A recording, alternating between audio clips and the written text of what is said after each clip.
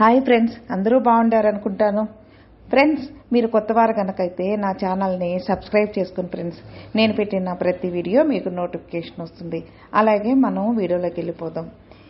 ఈ 5 లక్షణాలు ఉన్న అమ్మాయిని పెళ్లి చేసుకుంటే ఇంకా అంతే.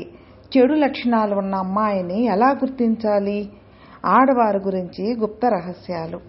స్త్రీ నడవడిక, స్వభావం, కుటుంబ నేపథ్యం ఆధారంగా ఆమె ఎలాంటిదో తేలికగా గుర్తుపట్టవచ్చని చాణక్యుడు చెప్పాడు.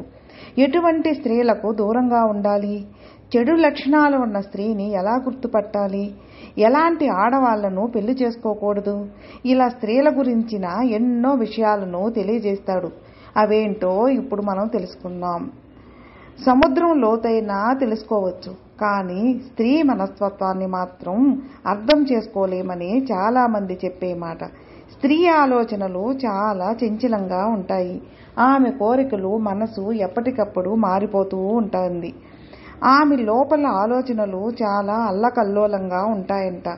అయితే ఆమె ఆలోచనలు పూర్తిగా అంచనా వేయలేకపోయినా తన ప్రవర్తన, ఎదుటివారితో మెలిగే తీరు, ఆమె శరీర అవయాలను బట్టి ఆమె ఎలాంటిదో తెలుసుకోవచ్చట చాణక్యుడు చెబుతున్నాడు.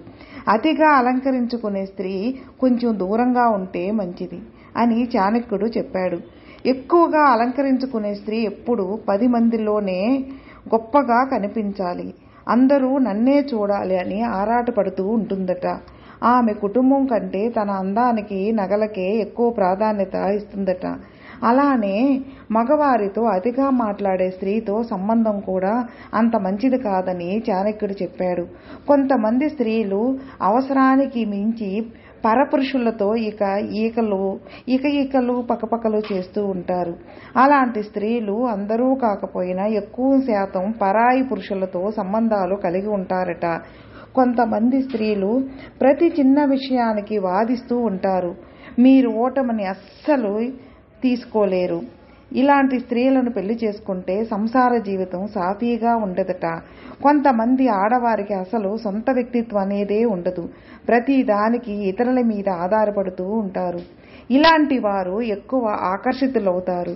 ఇలాంటి స్త్రీలను పెళ్లి చేసుకుంటే పక్కవారి చెడు మాటల వల్ల ప్రతి చిన్న విషయానికి సంసారంలో గొడవలు అవుతూనే ఉంటాయి. అతిగా మాట్లాడే స్త్రీ ఎంత ప్రమాదమో, మౌనంగా ఉంటూ చిరునవ్వును చిందిస్తూ ఉండే స్త్రీ అంతకంటే ఎక్కువ ప్రమాదమని చాణక్యుడు చెప్పాడు. మౌనంగా ఉండే స్త్రీ మారణాయుధం కంటే ప్రమాదకరమట.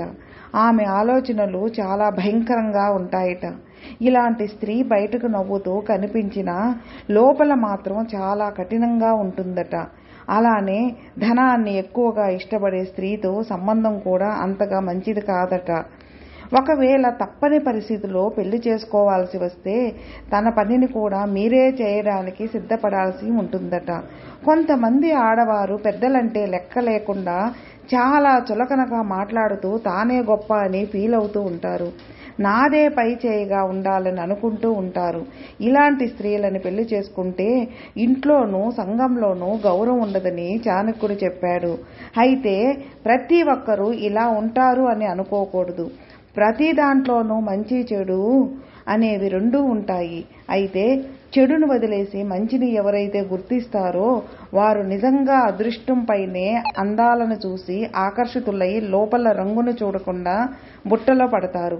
వారి జీవితాంతం దుఃఖాన్ని అనుభవిస్తూ ఉంటారు. ఒక స్త్రీ స్వభావం, నడవడిక అనేది ఆమె కుటుంబాన్ని బట్టి, పెరిగిన పరిసరాలను బట్టి ఆధారపడి ఉంటుంది. అందుకే పెద్దలు పెళ్లి సంబంధం చూస్తే ముందు అటు ఇటు 7 తరాలు, తండ్రి, తల్లి, సిస్టర్సు, బ్రదర్సు, వాళ్ళు 7 జన్మలు అటు ఇటు తరాలు చూడాలని చెబుతూ ఉంటారు. ఫ్రెండ్స్, విన్నారుగా.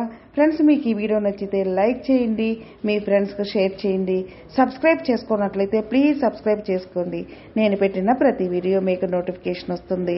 అలాగే మీ అభిప్రాయాన్ని కామెంట్లో మెసేజ్ చేయండి. ఓం నమః శివాయ నమః.